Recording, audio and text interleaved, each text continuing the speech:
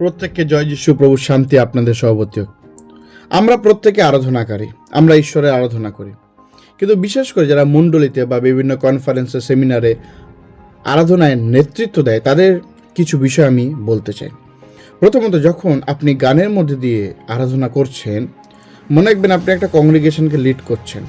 তো আরাধনার জন্য যেটা প্রয়োজন সেটা হলো ভক্তি। যখন আপনি যে গানটা করছেন, সেই গানের মধ্যে আপনি ডুবে যান এমনভাবে যেন সেই গানের লেখাগুলো আপনার সামনে সত্যে পরিণত হয়, যেন সেটা আপনি অনুভব করতে পারেন।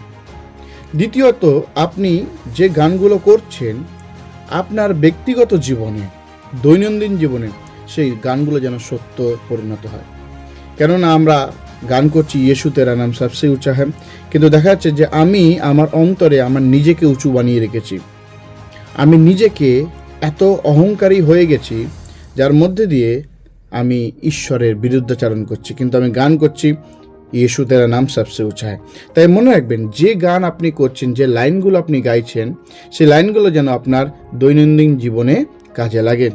তৃতীয়ত, যখন আপনি আরাধনা করছেন আপনি কথা কম বলবেন, গান করুন। কেননা অনেক আরাধনাকারী এখন দেখছি আরাধনা করার সঙ্গে সঙ্গে প্রচার করে ফেলছে। দয়া করে প্রচার করবেন না, সেটা প্রচারকদের দায়িত্ব। আপনারা আরাধনা করুন গানের মধ্যে দিয়ে। God bless you.